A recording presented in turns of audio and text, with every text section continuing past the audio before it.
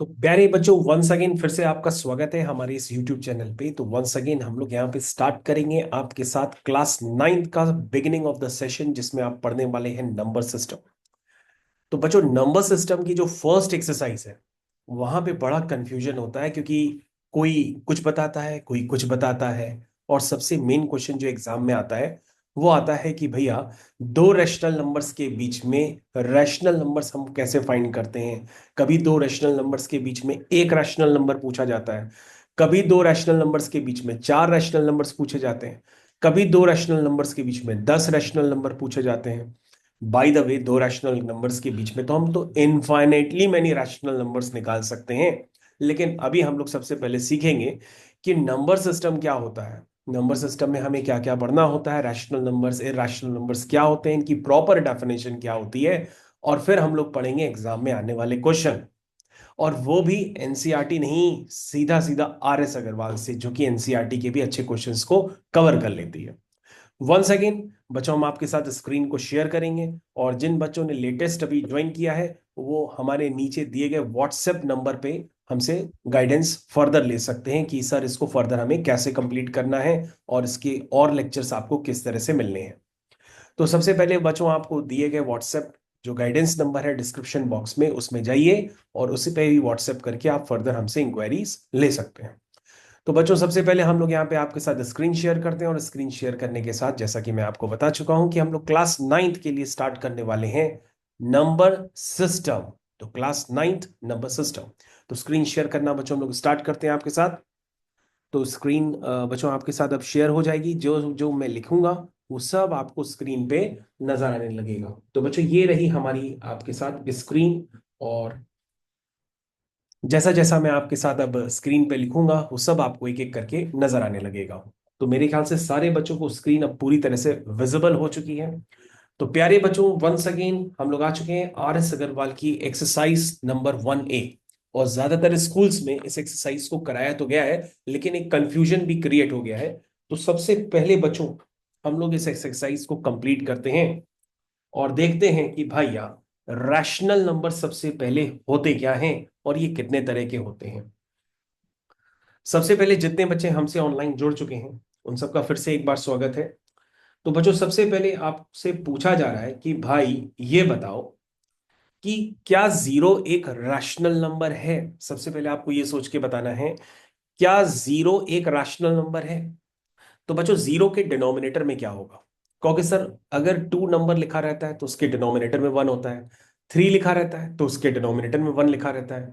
तो जीरो लिखा है तो दैट मीन्स उसके डिनोमिनेटर में क्या है, वन है। डिनोमिनेटर में क्या है, वन है। और किसी भी डिनोमिनेटर का अगर वन है नंबर, तो उसका मतलब वो रैशनल नंबर है।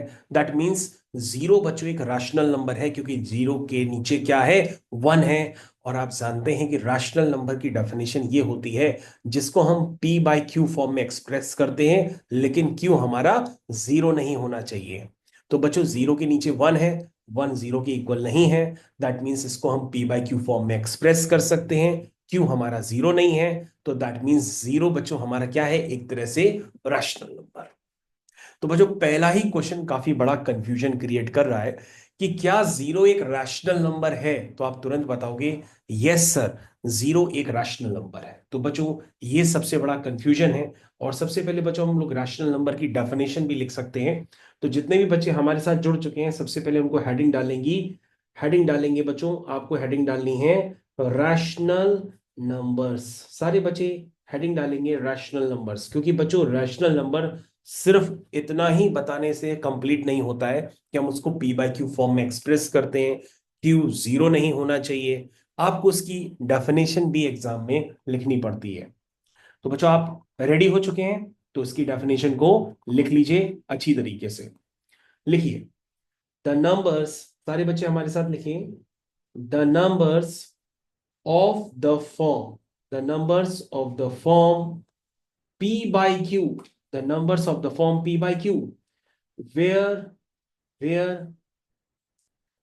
p and q are integers, where p and q are integers, and बच्चों क्या बताया था, q is not equal to zero, are known as are known as rational number, are known as rational numbers। तो hopefully बच्चों आप इसको याद रखेंगे, ठीक है ना।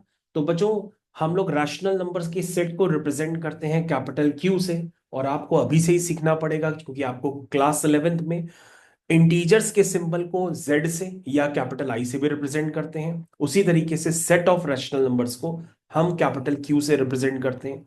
ये बहुत ही इंपॉर्टेंट इंफॉर्मेशन है, इसको आप याद रखेंगे। क्या याद रखेंगे? द कलेक्शन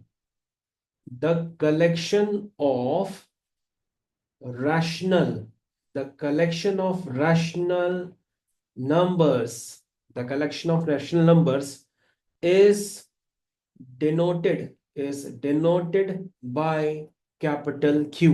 किससे रिप्रेजेंट करते हैं? By capital Q।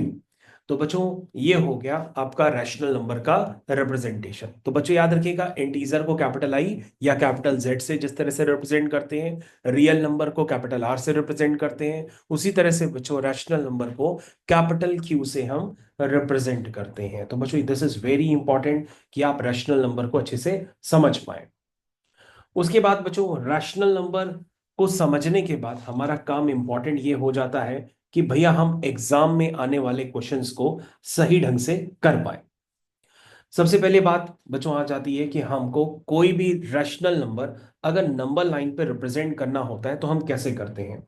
तो बच्चों जैसे हमसे कहा दिया गया रिप्रेजेंटेशन, सारे बच्चे हेडिंग डालेंगे, representation of rational number, representation of rational number on number line, on number line। सारे बच्चे इस बात को बहुत स्पेसिफिकली समझेंगे और इसकी हेडिंग डालेंगे कि हम रैशनल नंबर को नंबर लाइन पे कैसे रिप्रेजेंट करते हैं। सबसे पहले बच्चों जैसे मैंने आपसे कह दिया कि भैया आपके पास एक क्वेश्चन है, उस क्वेश्चन को आप ध्यान से सुनिए।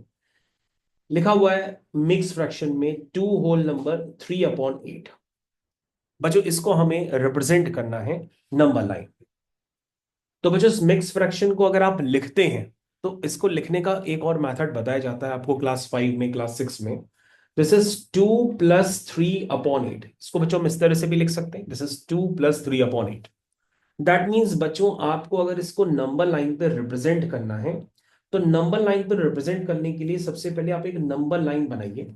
ये नंबर लाइन आपने क्रिएट कर दी और दोनों तरफ बच्चों आप एक एरो लगा दीजिए इस तरह से, ठीक है ना। वरना लाइन तो इनफाइनाइट होती है, कभी भी हम लाइन के सेगमेंट को यानी उसके एक पार्ट को कंसिडर करते हैं तो हम इस तरह से एरो लगा देते हैं। उसके बाद बच्चों अगर आप ध्यान से देखेंगे तो सबसे पहले आपको 0 लिखना होता है क्योंकि नंबर लाइन पे सेंटर पे 0 होता है। फिर बच्चों 1 हो गया, फिर 2 हो गया, फिर 3 हो गया। फिर कुछ बच्चों नंबर हम इधर भी लिख सकते हैं, -1 -2 -3। तो बच्चों बिगिनिंग में हम थोड़ा से रिप्रेजेंटेशन और बड़े ले लेते हैं ताकि आपको मैं ज्यादा अच्छा बेहतर तरीके से समझा पाऊँ। तो बच्चों ये 1 हो गया, ये 2 हो गया, ये 3 हो गया, ये -1 हो गया, ये -2 हो गया। तो बच्चों अगर आप ध्यान से देखेंगे तो आपको रिप्रेजेंट क्या करना है, सारे बच्चे बहुत ही ध्यान देंगे, 2 + 3/2। तो कहोगे सर 2 को तो रिप्रेजेंट करना बड़ा आसान है। हमने कहा कैसे? कहोगे सर अगर हम यहां से यहां तक मूवमेंट करते हैं तो ये किसका रिप्रेजेंटेशन है? 2 का। ये कितनी लेंथ हमने मेजर कर ली? 2 यूनिट। लेकिन सर 2 के साथ हमें एक लेंथ और चाहिए, this is your fractional length, 3/8। तो बच्चों 3/8 जो भी वैल्यू होगी, मतलब 2 + 3/8 जो भी वैल्यू होगी वो 2 से 3 के बीच में लाई करेगी। लेकिन बात आता है कि 2 को तो आपने रिप्रेजेंट कर लिया, लेकिन 3/8 को कैसे रिप्रेजेंट करें? तो बच्चों जो 3/8 रिप्रेजेंट करना है तो उसके लिए 2 और 3 के बीच में आपको 8 इक्वल डिविजन्स करने पड़ेंगे।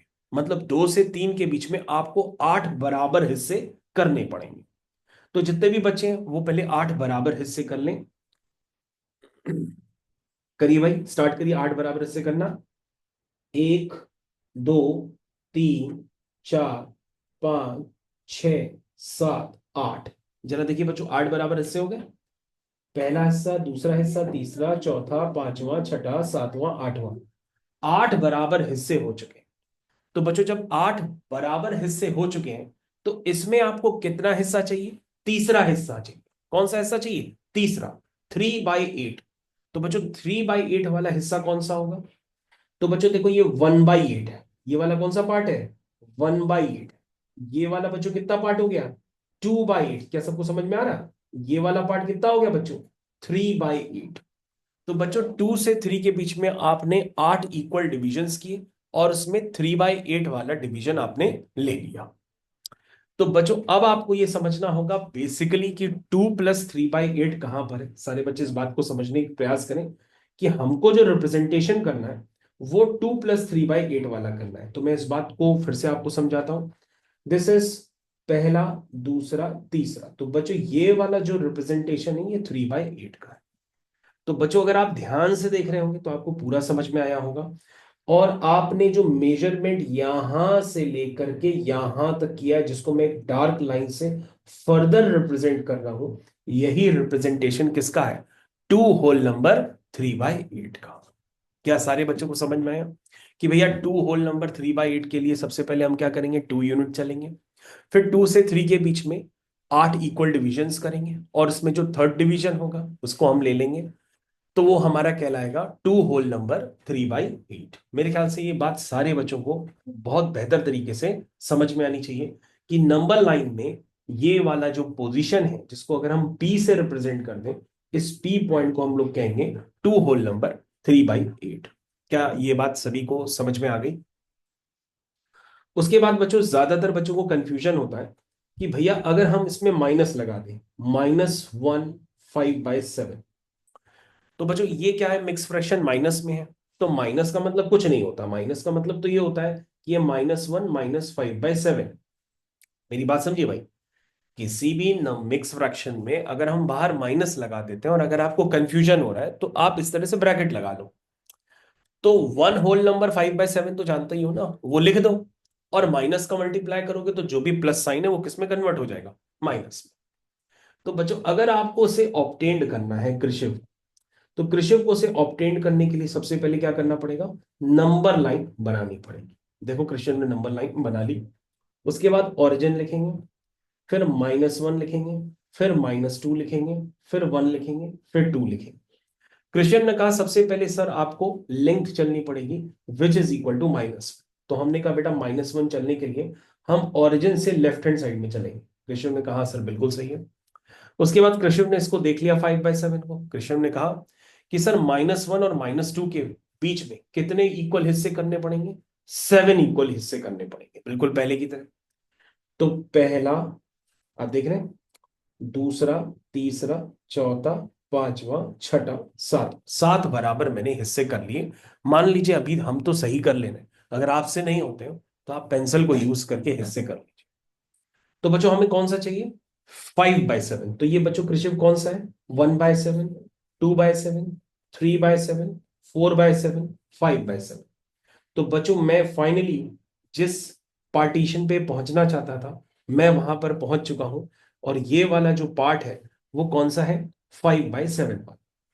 क्या ये बात सभी लोग समझ गए? क्या ये बात सभी लोग समझ गए?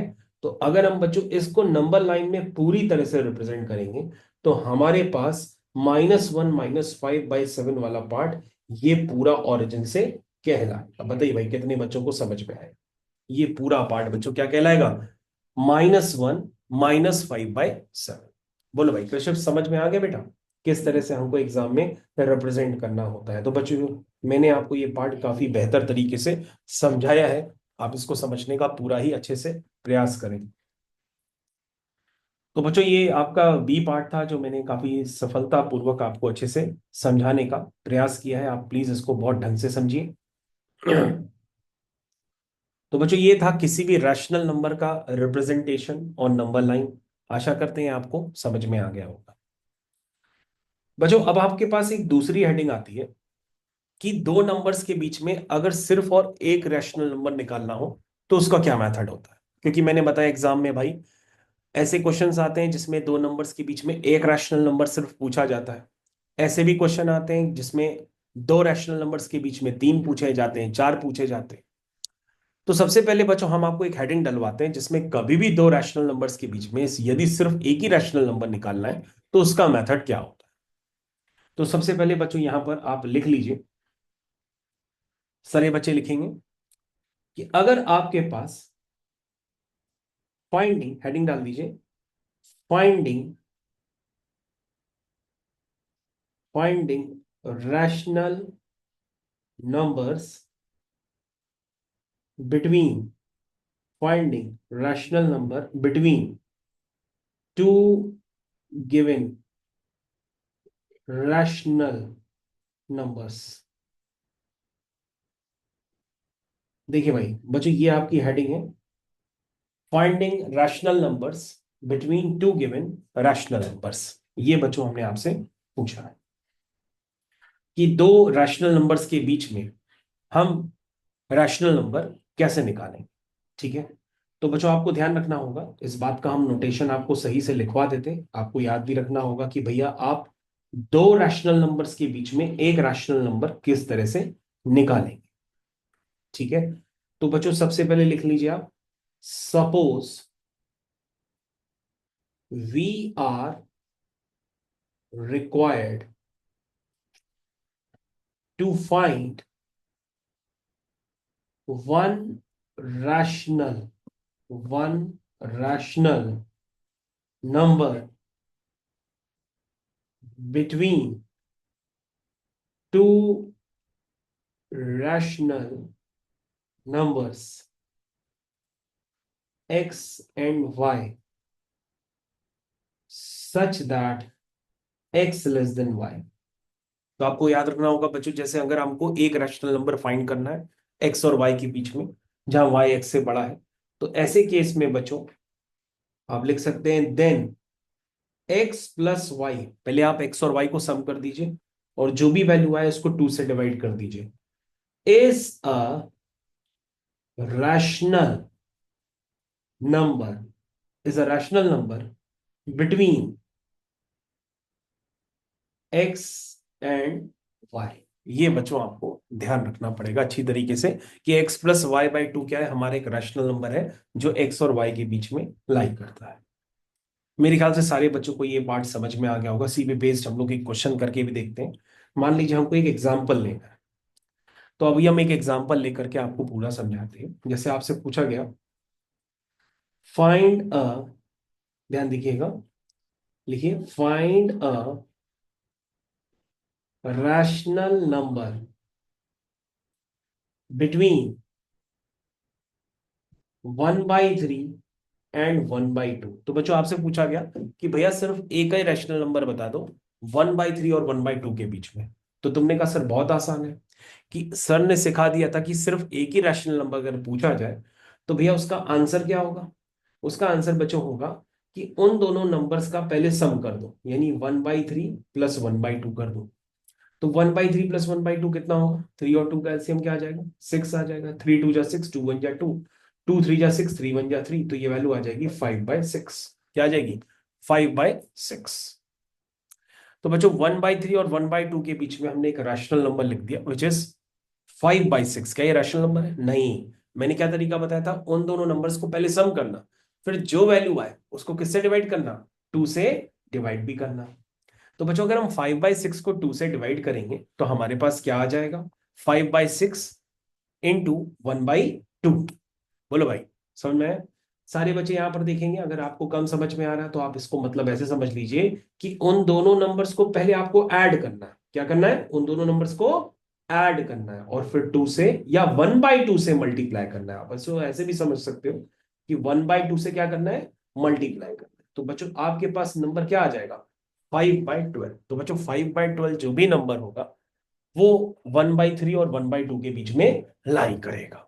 तो कहने का मतलब बच्चों आप इस कंसेप्ट को समझिए कि अगर आपको दो रैशनल नंबर्स के बीच में एक रैशनल नंबर निकालना है तो उसका कंसेप्ट बड़ा आसान है। उन दोनों को ऐड करो, जो भी वैल्यू आए उसको 1/2 से मल्टीप्लाई कर दो, आपके पास जो भी नंबर आएगा वो रैशनल नंबर उन दोनों के बीच में लाई करेगा। बच्चों ने मैसेज किया कि सर एक और एग्जाम्पल हो जाए, तो एक एग्जाम्पल बच्चों मैं आपको और समझाता हूं। मान लीजिए आपके पास दो नंबर्स हैं, उनका नाम है 2/3 और -3/4। जल्दी से कमेंट सेक्शन में आंसर लिख दीजिए कि भाई अगर हमको एक रैशनल नंबर निकालना है, find a rational number between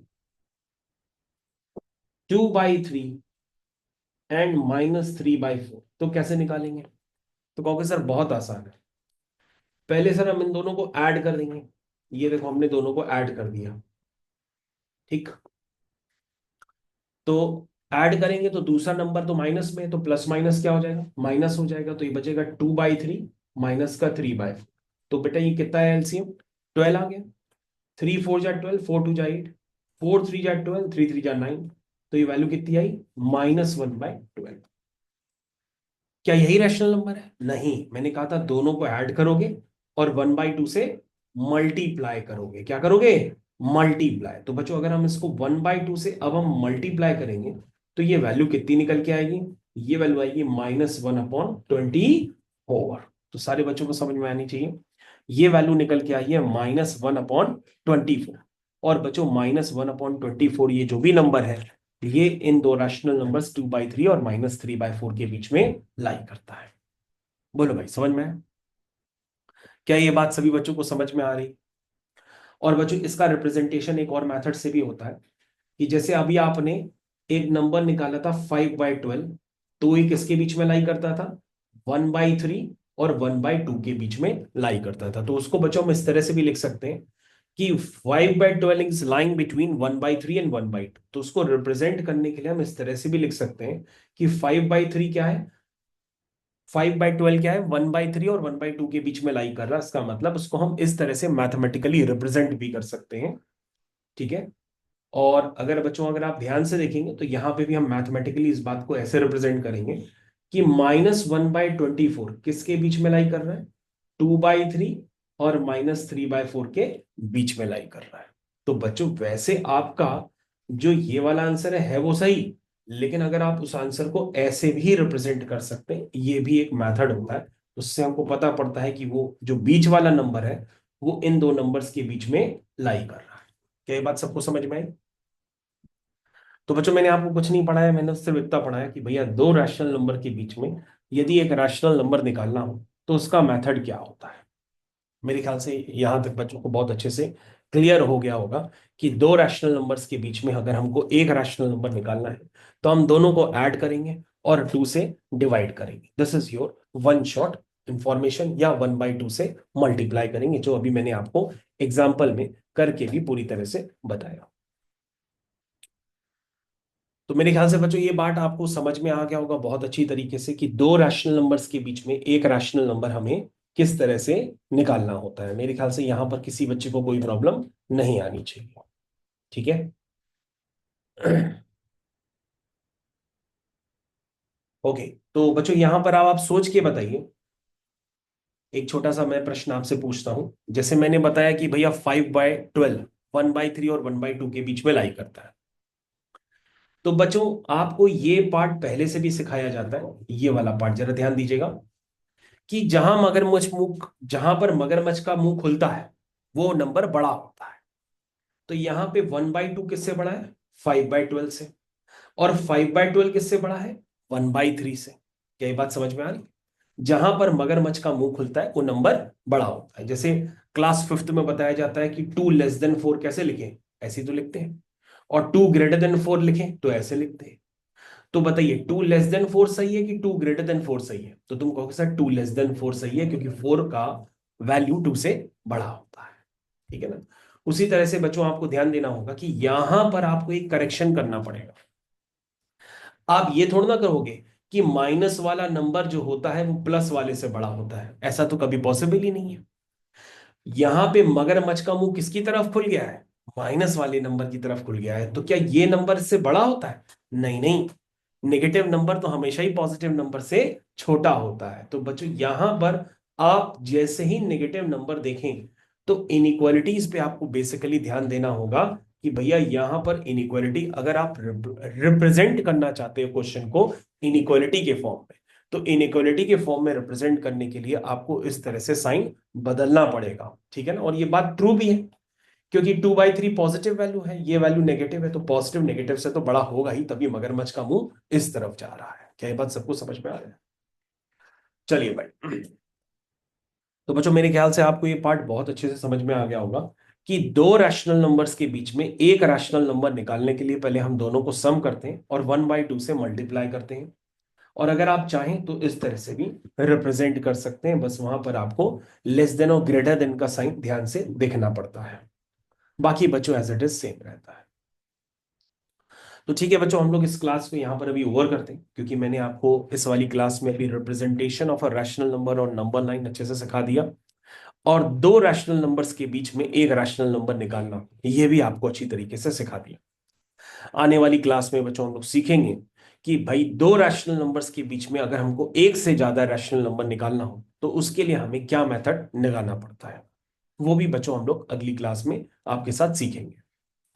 और बच्चों मैंने जैसा कि आपको बता दिया कि भाई दो रैशनल नंबर्स के बीच में अगर निकालना हो तो हम इनफाइनेटली मेनी रैशनल नंबर्स भी लिख सकते हैं। चलिए, तो बच्चों मेरे ख्याल से यहां तक की क्लास आपको बहुत अच्छी लगी होगी। यहां तक की क्लास अगर वो हम लोग ओवर करते हैं, तो बच्चों यहाँ पे हम लोग स्क्रीन शेयरिंग को बंद कर रहे हैं धीरे से।